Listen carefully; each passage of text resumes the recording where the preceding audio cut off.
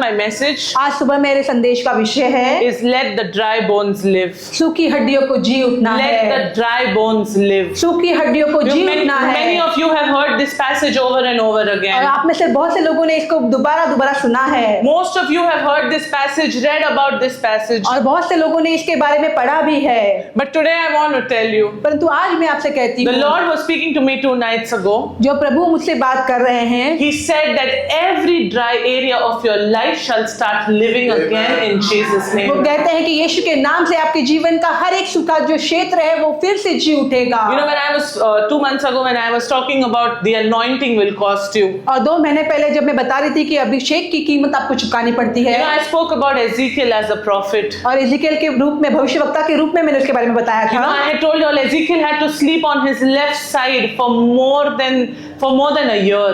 और एजेकियल को जो है अपनी बाई और एक साल से ज्यादा सोना पड़ा था, You know, just on one side. और केवल एक ही साइड पर वो सोता था। Not because that was his favorite position to sleep in. और वो ऐसा नहीं था कि उसका अच्छा, वो बहुत पसंदीदा पोजीशन था सोने के लिए। As a prophet of God, that is what God asked him to do. परमेश्वर के भविष्यवक्ता होने के कारण परमेश्वर ने उसे पूछा था करने के If you लिए। read the book of Ezekiel, you know the cost of the prophetic call. You'll realize when you read the book of Ezekiel. और भविष्यवाणी की जो बुलाहट है उसकी कीमत को आप तब जानेंगे जब आप एजेकियल की किताब को There were पढ़ेंगे। much more things that Ezekiel was made to do, और बहुत सी चीजें हैं जो एजेकियल को करने को कही गई but थी, he paid that price परंतु उसने वो कीमत because चुकाई, there was a prophetic call upon his life. क्योंकि उसके जीवन पर जो है वो भविष्यवाणी की जो बुलाहट थी। But Ezekiel is the only one in the Bible who saw how dry bones could live again. परंतु केवल एजेकियल ही है बाइबल में जिसने देखा कि सूखी हड्डी जो है वो कैसे जी उठी।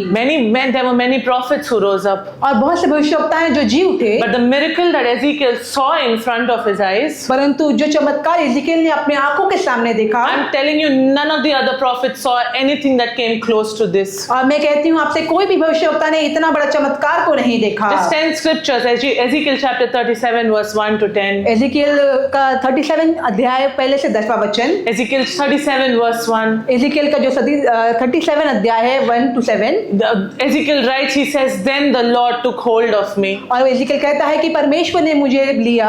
You know, in chapter 36, और 36वें अध्याय में हम देखते the हैं, Lord had spoken to Ezekiel about the restoration of Israel. और परमेश्वर ने इजराइल के पुनरुत्थान के बारे में एजेकियल को बताया, He was already informed about how God was going to restore Israel. और उससे पहले ही बता दिया गया था कि किस रीति से परमेश्वर जो इजराइल को पुनर्स्थापित करेंगे। But then the Lord says, Ezekiel, I'm not done with showing you how I'm going to restore Israel. और फिर प्रभु कहते हैं एजेकियल को कि अब तक मेरा काम जो है दिखाना तुम्हें पूरा नहीं हुआ He है। says, I want to give you now a physical demonstration of what restoration will actually look like. वो कहते हैं कि अब एक शारीरिक प्रवृत्ति के दृष्टांत में तुझे दूंगा कि पुनर्स्थापन कैसे होता You're है। not just going to hear my word, you're going to see with your eyes what restoration actually तू looks like. केवल मेरे वचन को नहीं सुनेगा परंतु अपने आंखों से देखेगा कि पुनरुत्थान क्या होता And है। Ezekiel says, he says, the Lord took hold of me. और एजेकियल कहता है कि परमेश्वर की शक्ति मुझ पर आई। Today the Lord is going to take hold of each of you. आज परमेश्वर आप सभी को पकड़े He's रहेंगे, picking you up and he's saying, I'm going to show you today what restoration looks और like. वो आपसे कहते हैं कि मैं आज आपको दिखाऊंगा कि पुनर्स्थापन क्या होता है। He says, you may have heard that you're going to be restored.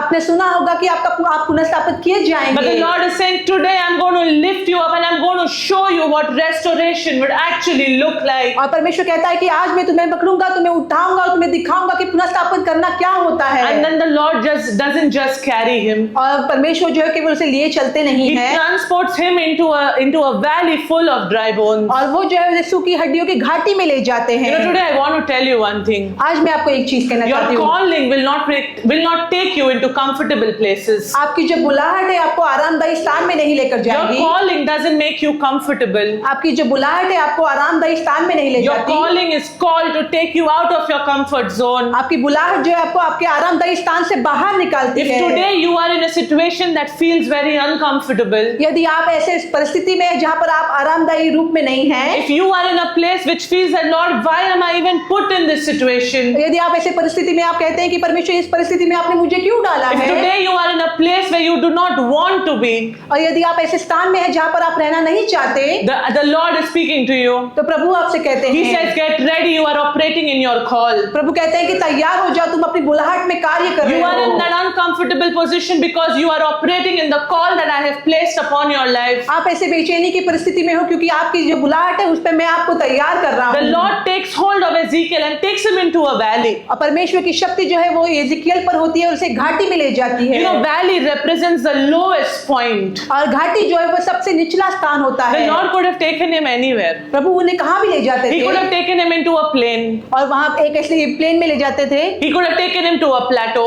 या तो एक प्लेटो पर ले जाते थे। But the Lord takes hold of Ezekiel and puts him into a valley. परंतु प्रभु जो है एजिकियल को लेकर जाकर एक घाटी में छोड़ देते You know, the हैं। valley represents your lowest point in life. और घाटी जो है आपके जीवन के सबसे निचले स्थान को दर्शाती And when I was है। preparing this message, the Lord was saying, there are many of you who are seated here who are at your lowest point in life. जैसे इस संदेश की तैयारी में कर रही थी तो प्रभु कहता है कि आप में से बहुत लोग जो है आपके जीवन के सबसे निचले स्थान में हैं। You are facing those valleys. आप उस घाटी का सामना कर And you're रहे thinking, हैं Lord, what am I even doing in these valleys? और आप सोच रहे हैं प्रभु इस घाटी में मैं क्या कर रहा Why am हूँ, I put in this situation? मैं इस परिस्थिति में क्यों डाला गया And the हूँ। Lord doesn't just take Ezekiel into a valley. और प्रभु एजिकियल को केवल एक घाटी में नहीं ले He जाते, takes him into a valley where there are dry bones. उस घाटी में ले जाते हैं जहाँ पर सब सूखी हड्डियां Verse 2 हैं। says that bones, dry bones covered the entire valley. और दूसरे आयत में हम देखते हैं कि उस घाटी में पूरी रीति से सूखी हड्डियां बिखरी The हैं entire floor was covered with dry और bones. पूरी भूमि जो है वो सूखी हड्डियों से भरी They है were scattered everywhere, completely all over the place. और उस स्थान में पूरी रीति से जो हड्डियां बिखरी हुई हैं। You know,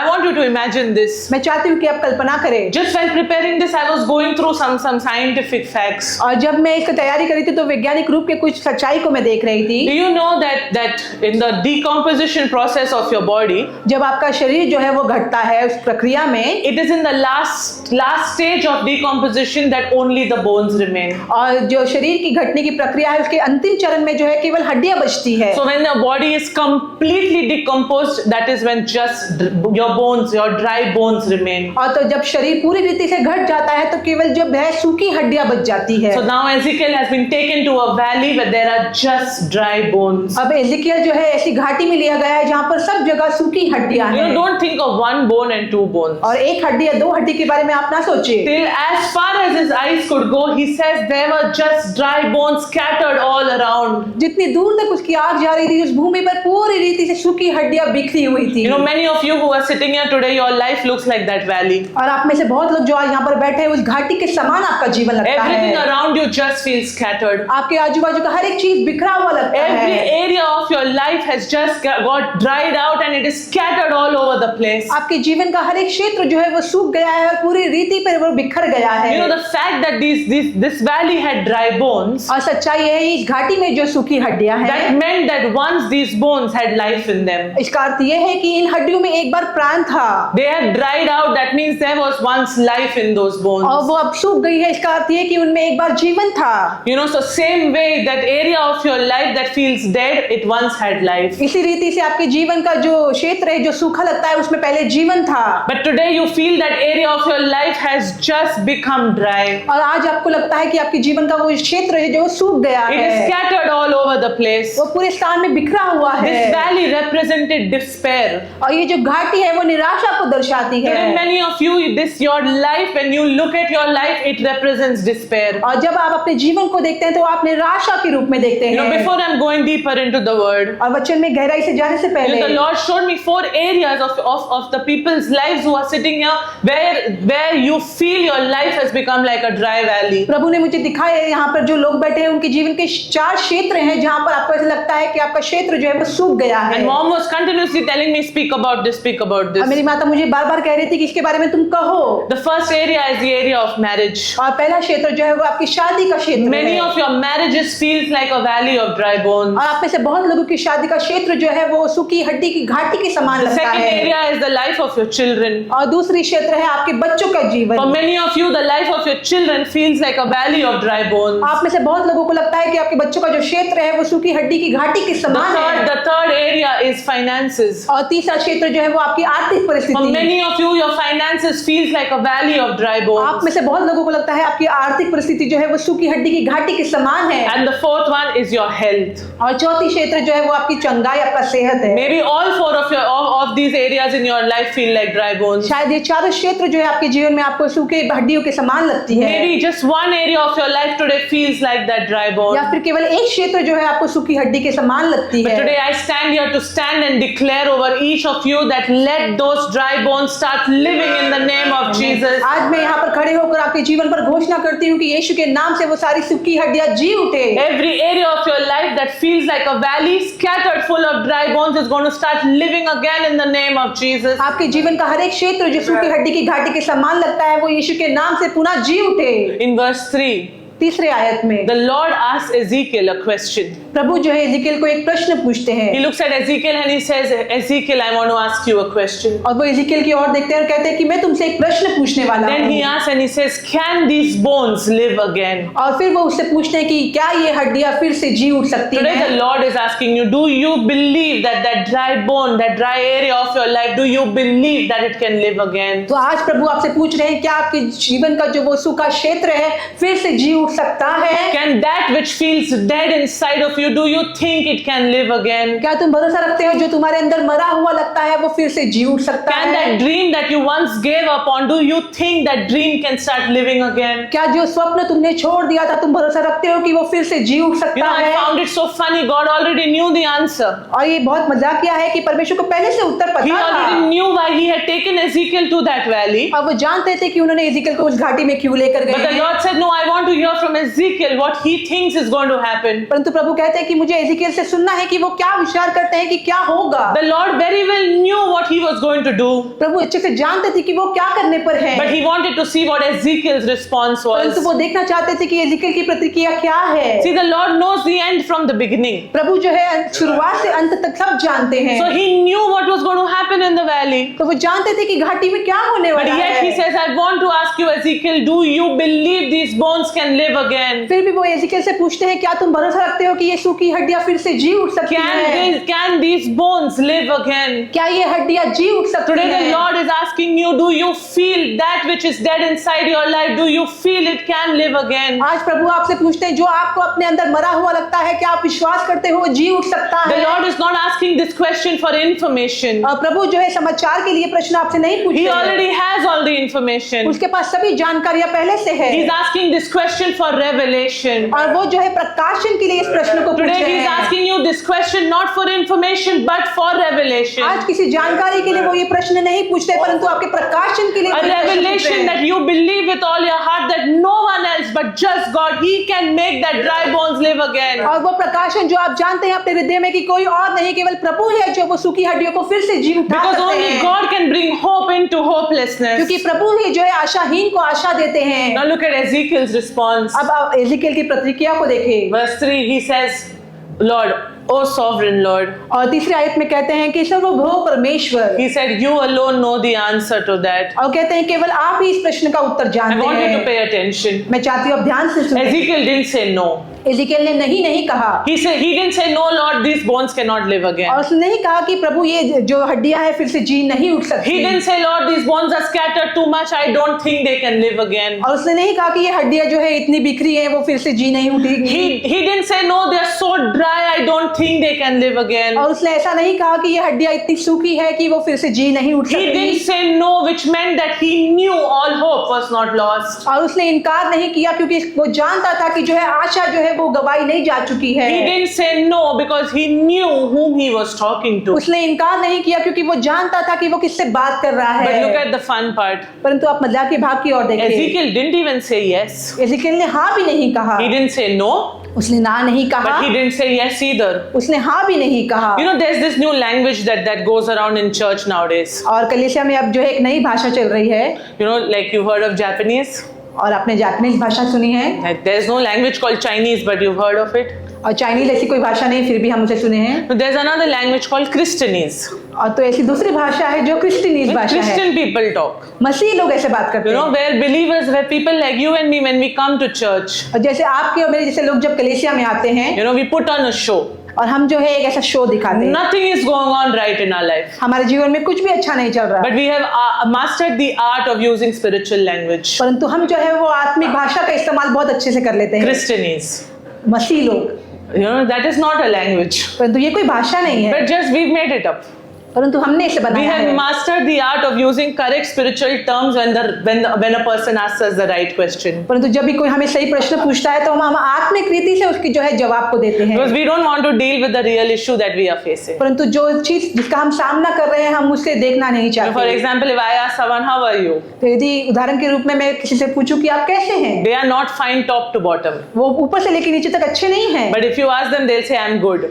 परंतु यदि आप उससे पूछे तो वो कहेंगे कि मैं अच्छा हूँ। You know, you'll never hear them say, no, I'm not good. और आप कभी नहीं सुनेंगे कि वो कहे कि हाँ मुझे अच्छा नहीं One लग must be रहा। going through the worst story of their life. उनके जीवन के बहुत बुरे परिस्थिति से वो गुजर रहे They are going होंगे, through the worst times of their life. उनके जीवन के बहुत बुरे समय से And वो you ask गुजर them, रहे brother, होंगे। how are you doing? और यदि आप उनसे पूछे कि भाई आप कैसे You हैं, ask them, sister, how are you doing? बहन आप कैसे हैं, And they'll say, all good. और वो कहते हैं सब अच्छा They'll say, है my story for his glory. और मेरी कहानी उसकी महिमा के लिए। But they are not going to tell you the real answer, the real issue that they are facing. परंतु जो सही उत्तर है या सही परिस्थिति का जो सामना कर रहे हैं वो आपको नहीं बताएंगे। Some, if you ask, how are you doing? और वो कहेंगे आपसे कि पूछेंगे कि आप कैसे हैं। You know, if I ask some of you, how are you doing? और जब मैं किसी से पूछती हूँ कि आप कैसे And हैं, you will say, God is good. आप कहेंगे प्रभु भला है। I know He is good. Are you? मैं जानती हूँ कि वो भला है, क्या आप भले हैं। You know, we have mastered the art of using spiritual language to hide behind what our real emotions और are. आत्मिक भाषा का इस्तेमाल हम बहुत अच्छे से कर लेते हैं अपनी भावनाओं को छुपाने के लिए। Ezekiel didn't give a Christianese answer. और एजेकियल ने इस रीति का उत्तर नहीं He दिया। didn't say, Lord, in chapter 36, you told me I'm going to restore Israel, so I know these dry bones will live. He didn't say that. और उसने ऐसा नहीं कहा कि 36वें अध्याय में आपने बताया था कि आप इजराइल को पुनर्स्थापित करोगे तो मैं जानता हूँ कि आप सब कुछ कर I दोगे। want you to look at Ezekiel's response. और मैं चाहती हूँ कि आप एजेकियल की प्रतिक्रिया की ओर He देखिए। says, Oh sovereign Lord. और वो कहते हैं सर्वभव परमेश्वर। He says, Oh sovereign Lord. और वो कहते हैं सर्वस्वामी परमेश्वर। In his heart, he must have said, This looks so bad. और उसके हृदय में वो सोच रहा होगा कि ये कितना बुरा लगता He says, है। I don't know how is this going to happen. मैं नहीं जानता कि ये कैसे होगा। He says, I don't know how is this going to work out. और वो कहता है कि मैं नहीं जानता ये कैसे पूरा होगा। He says, but oh Lord, you are sovereign. और वो कहता है कि प्रभु तू सर्वप्रधान है। Because heaven is his throne and earth is his footstool. क्योंकि स्वर्ग उसका सिंहासन है और पृथ्वी उसके पैर का ताल है।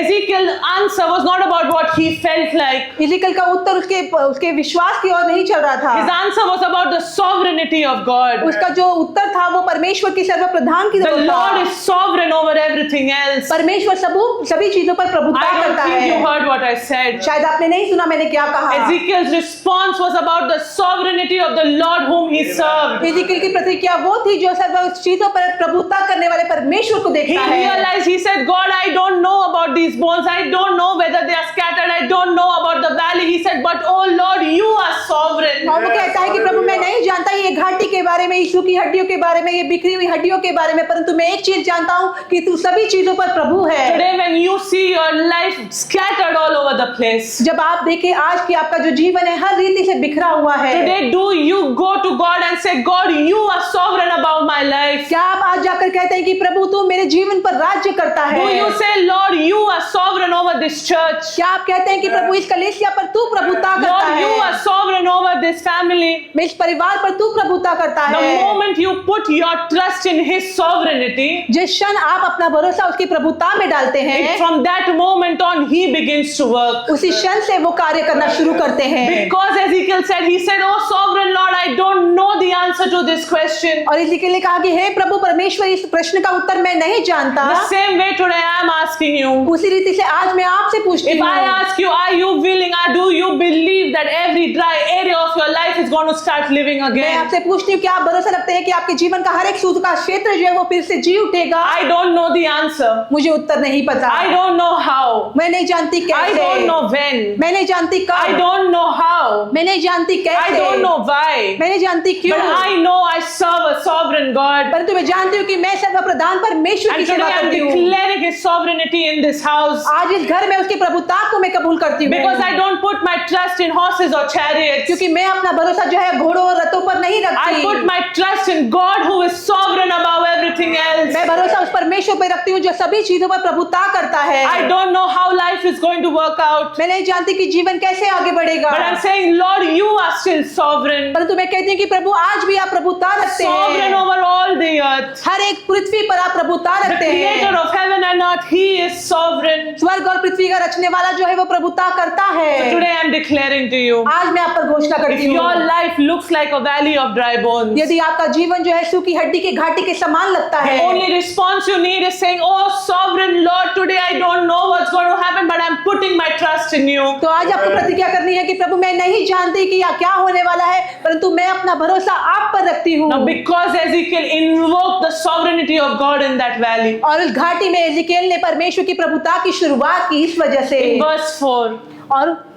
in verse 4, और चौथे आयत में the Lord says, now I'm about to shake Ezekiel's mind. और प्रभु कहता है कि अब मैं एजिकेल के मन को हिलाने वाला हूँ। Those dry bones are going to start living again. वो सूखी हड्डियां जो है फिर से जी उठेंगी। And the Lord says to Ezekiel, और प्रभु एजिकेल से कहते He हैं, says, speak a prophetic message. और कहते हैं कि एक भविष्यवाणी तू कर। He says, speak a prophetic message. और वो कहते हैं भविष्यवाणी का संदेश तू He didn't कर। just say, speak a message. और उन्होंने नहीं कहा कि तू संदेश दे। He didn't just say, speak a word. उसने नहीं कहा कि तू वचन कह। He said, speak a prophetic message. और उन्होंने कहा कि तू एक भविष्यवाणी का वचन कह। Declare what I tell you to declare. वो घोषणा कर जो मैं तुझसे कहता हूँ कहने के लिए। You know, don't take the prophetic word that you receive over your life, don't take it lightly. और आपके जीवन पर जो भविष्यवाणी के शब्द आप पाते हैं उसे आप हल्के में ना लें। When your situation doesn't feel right, declare the prophetic message over your life. यदि आपकी परिस्थिति सही नहीं है तो आपके जीवन की जो भविष्यवाणी के शब्द है उसकी घोषणा आप करें। Verse 5 says, 5वें आयत में कहा and है, he says, the Lord tells Ezekiel, और कहते हैं कि प्रभु ने एजिकेल से कहा, and he says, I am going to make these bones live again. और प्रभु कहते हैं इन हड्डियों को मैं फिर से जी उठाऊंगा। He says, I am going to put breath into you and make you live again. और वो कहते हैं कि मैं इनमें श्वास को समाऊंगा और वो फिर से जी उठेंगी। Bones had become dry.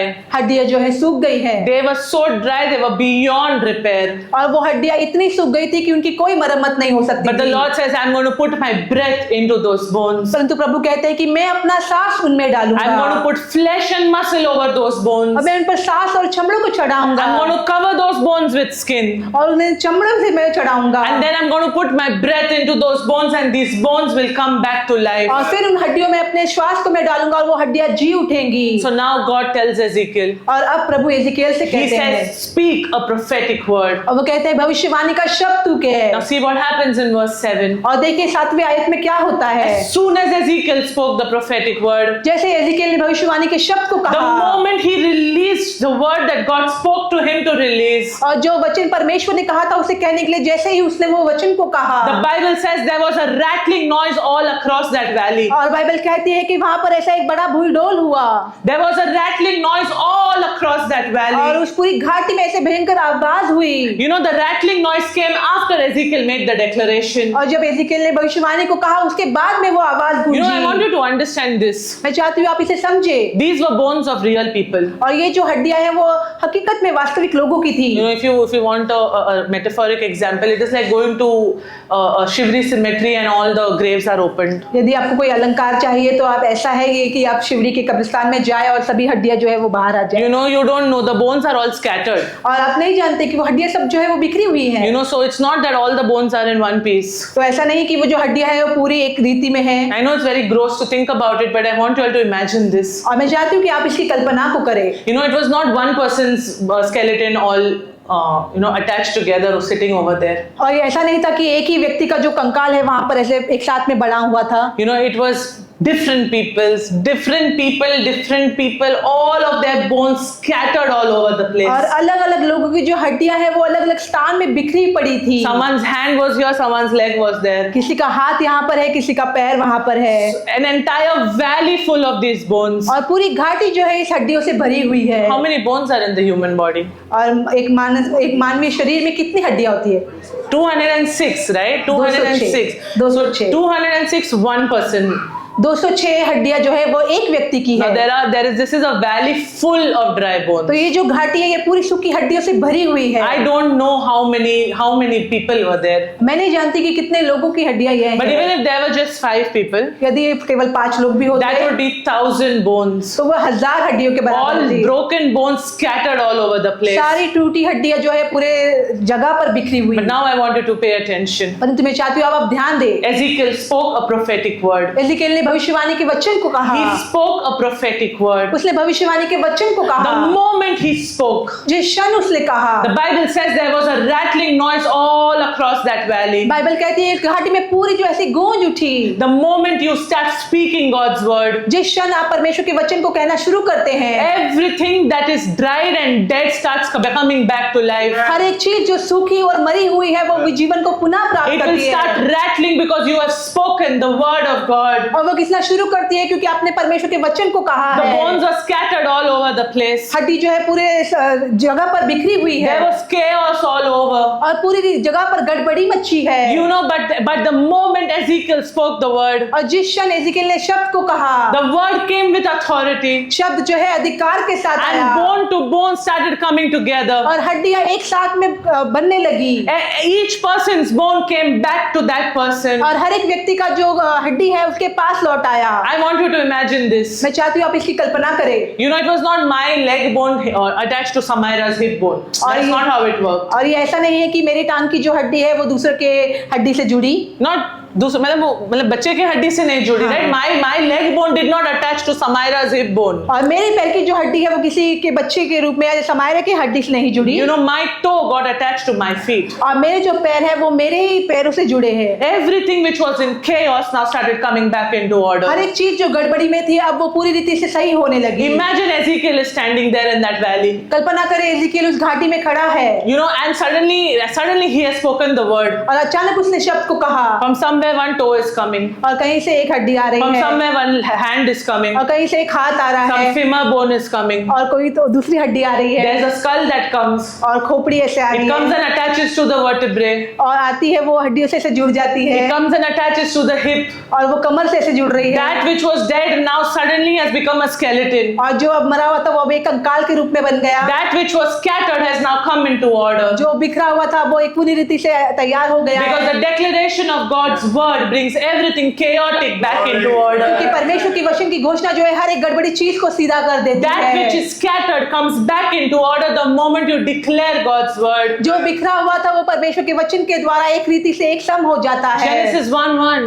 उत्पत्ति 1:1 The Bible says in the beginning God created the heavens and the earth. Bible कहती है कि आदि में परमेश्वर ने स्वर्ग और पृथ्वी की रचना की 1:2 says and the earth was without form. और कहता है कि पृथ्वी जो है वो बोईडोल थी, It was void, वो खाली थी, just hanging there. यहाँ वहाँ लटक रही थी And the Spirit of God hovered upon the earth. और परमेश्वर का आत्मा उस पर मंडरा रहा And the था। Bible says, then God said, let there be light. और फिर बाइबल कहती है कि परमेश्वर ने कहा कि उजियाला हो The जाए earth was without form and void. और पृथ्वी जो है ऐसी बोईडोल और खाली थी It was chaotic. और वो पूरी गड़बड़ी But में the थी। moment God said, let there be light, परंतु जिस तरह परमेश्वर ने कहा कि उजियाला हो जाए cosmos came back into existence. और उजियाला जो है वो वहां पर हो गया। The moment God said, let there be light, जिस क्षण परमेश्वर ने कहा कि प्रकाश हो जाए, the moment God uttered the word, let there be light, जिस क्षण परमेश्वर ने वचन को कहा कि उजियाला हो जाए, that which was chaotic now came into order. अब जो गड़बड़ी में था वो पूर्ण रीति से सही हो गया। When Lazarus was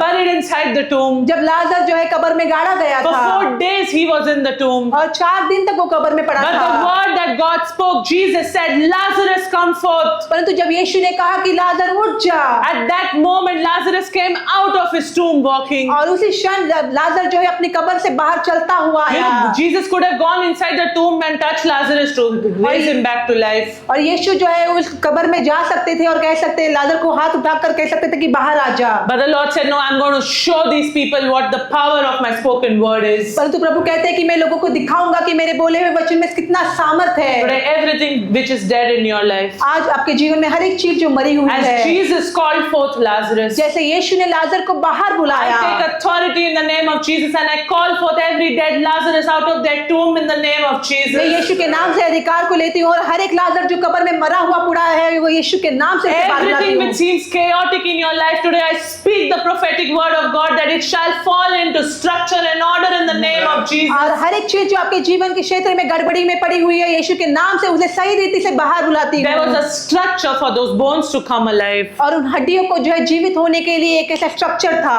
First was to speak the word of God. और पहला था परमेश्वर के वचन को कहना, The second one, दूसरा it was to breathe into those bones. और दूसरा था उस हड्डियों में श्वास को देना। The skeletons were ready. जो कंकाल है वो तैयार but they थे, had no breath. परंतु उनमें सांस नहीं The थी। prophetic word cannot do much without the Spirit. भविष्यवाणी की जो चीजें हैं वो आत्मा के बिना कार्य नहीं कर A सकती। prophetic word cannot do much without the life of the Spirit. भविष्यवाणी के शब्द जो है वो जीवन की आत्मा के बिना कार्य को नहीं कर And सकते। so the Lord says, I'm going to breathe upon these bones. He इसलिए प्रभु कहता है कि इन हड्डियों में मैं अपना सांस दूंगा said, I'm going to breathe upon everything which is dead. और हर एक चीज जो मरी हुई है उसमें मैं अपना श्वास को फूकूंगा। A prophetic word will just get something which is dead into order. और भविष्यवाणी का शब्द जो है जो कुछ मरा हुआ है उसे सही रीति से खड़ा But करेगा। it is the breath of God once breathed upon that which has come into order for it to start manifesting into its reality. परंतु ये परमेश्वर का श्वास ही है, जब वो उस पर फूका जाता है तो वो वास्तविक रूप में कार्य को करने लगेंगे। It was the ruach, the breath of God, that God says, I'm going to breathe upon these bones. क्योंकि रुआक जो परमेश्वर का श्वास है वो परमेश्वर कहते हैं कि मैं उन पर वो फूकने पर हूँ। It was this ruach that made Adam, that got Adam out of that sand. क्योंकि ये रुआक ही है जिसने आदम को तैयार किया और उस मिट्टी से उससे It was बनाया। the breath of God that gave Adam life. ये परमेश्वर का श्वास ही है जिसने आदम को जीवन दिया। It was this breath of God that gushed over those 120 people when they were in that upper room. और ये वही श्वास है जो उन 120 लोगों पर पड़ा जब वो ऊपरी कमरे में थे।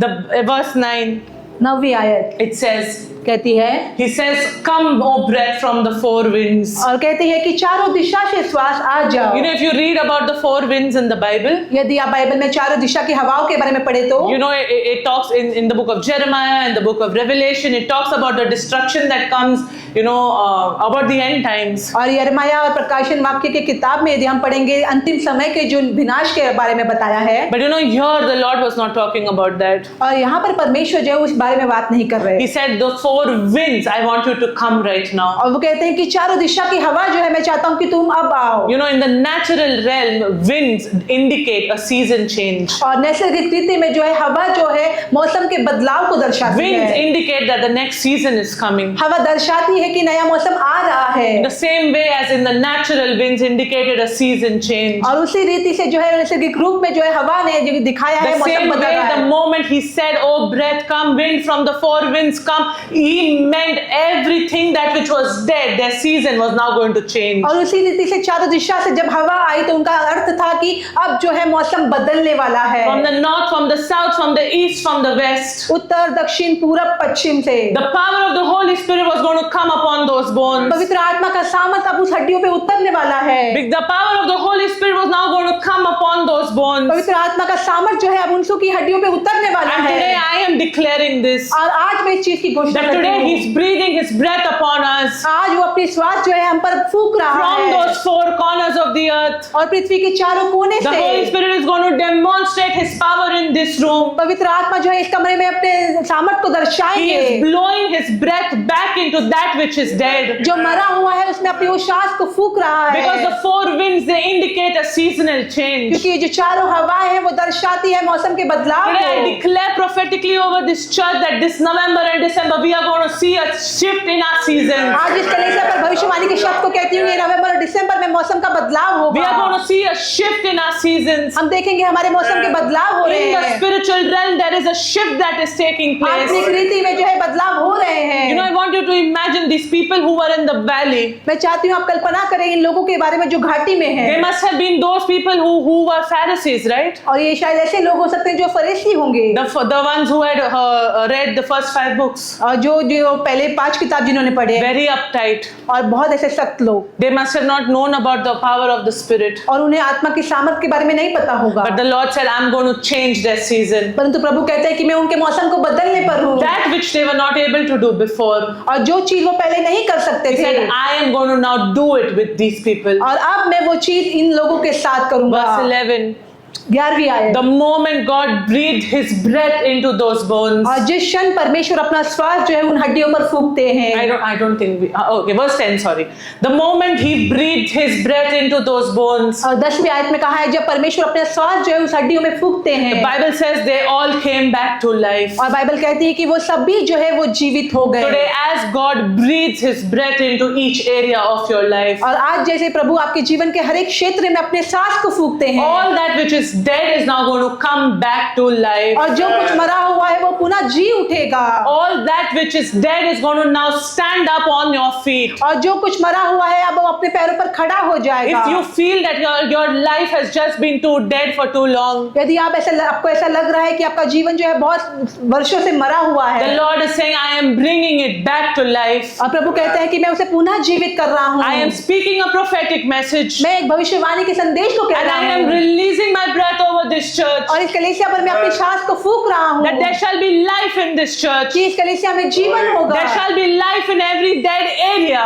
और हर एक मरे हुए परिस्थिति में जीवन होगा। Every dry bone shall start living again. हर एक सूखी हड्डी जो है वो फिर से जी That which उठेगी। is scattered shall now come back to place. जो बिखरा हुआ है अब वो पुनः अपने स्थान पर आएगा। Because when that happens, क्योंकि जब ये होगा He says, I am going to make you a great army. और वो कहेगा कि मैं तुझे एक बड़ी सेना बनाऊंगा। The dead bones, the dry bones did not just live for life. और वो मरी हुई हड्डी जो सूखी हड्डी है वो केवल जीवन के लिए नहीं उठी They were raised back to life because they had another purpose. और वो जी उठी क्योंकि उनका एक अलग उद्देश्य था। That purpose was that now they were going to form a great army. और उनका उद्देश्य ये था कि अब वो एक बड़ी सेना Today बनेगी। the Lord is raising an army here. आज प्रभु एक सेना को तैयार कर An रहे end हैं। time revival army. अंतिम समय की बेदारी An की army सेना that walks in His ways. और ऐसी सेना जो उसके मार्गों में चलती है An army that listens to the voice of God. और ऐसी सेना जो परमेश्वर की वाणी को सुनती है An army that is not scared of Satan and his और tantrics. ऐसी सेना जो शैतान से के चालों से नहीं डरती An army that is not scared of the devil and his power. और ऐसी सेना जो शत्रु के सामर्थ्य से नहीं डरती An army that is going to walk ahead in revival. और ऐसी सेना जो बेदारी में आगे बढ़ेगी Because all that which was dead in your life has now come back to life. क्योंकि आपके जीवन में जो कुछ मरा था अब वो पुनः जीवित हो गया We are going है। to declare the life of God in this place. हम घोषणा करेंगे परमेश्वर का जीवन इस स्थान में। Every dry bone shall start living हर again. एक सूखी हड्डी जो है फिर से जी उठेगी। Every dry bone shall start living again. हर एक सूखी हड्डी फिर से जी उठेगी। That which was dead for too long, जो बहुत वर्षों से मरा हुआ where था you think it was completely decomposed, और आप सोच रहे थे वो पूर्ण रीति से नाश हो गया है there was no hope remaining. और यदि कोई आशा बची नहीं But the थी, Lord says, I am not done with that and yet. परंतु प्रभु कहता है अभी तक मेरा काम पूरा I नहीं am हुआ। not yet done with that. अभी तक मेरा काम पूरा नहीं हुआ Because He is in the business of making the dry bones live again. क्योंकि वो व्यवसाय में है सूखी हड्डियों को फिर से जी Everything which उठाएंगे। feels dead inside you right now. हर एक चीज जो आपके अंदर आपको मरी हुई लगती Every है, dream that you once dreamt and you have kept it aside because it feels impossible to achieve. हर एक सपना जो आपने देखा था कि वो अब वो पूरा नहीं होगा और आपने उसे साइड में ऐसे रख दिया था The Lord says, I am raising an army here. और प्रभु कहता है कि मैं यहाँ पर एक सेना को तैयार कर I रहा am हूँ। raising an army here. मैं यहाँ पर एक सेना को तैयार कर An रहा army हूँ that rises up. और एक ऐसी सेना जो खड़ी होती An army है that walks in revival. और ऐसी सेना जो बेदारी में चलती है Because this army is not going to back down. क्योंकि ये सेना जो है वो पीछे नहीं हटेगी। I am declaring over you, church. मैं यहाँ पर घोषणा करती हूँ कलीसिया, In these next 2 months, और ये अगले 2 महीनों we are में going to see the supernatural take place in this हम church. देखेंगे इस स्थान में अलौकिक चीजों को होते हुए। I don't know what has been your prayer request for so long. मैं नहीं जानती कि इतने समय से आपकी प्रार्थना विनती क्या है, But the Lord says, I am about to do something new. परंतु प्रभु कहते हैं कि मैं नई चीजों को करने पर हूँ। I am about to do something new. मैं नई चीजों को करने पर हूँ। A supernatural season we are entering into. अलौकिक मौसम में हम प्रवेश कर रहे हैं।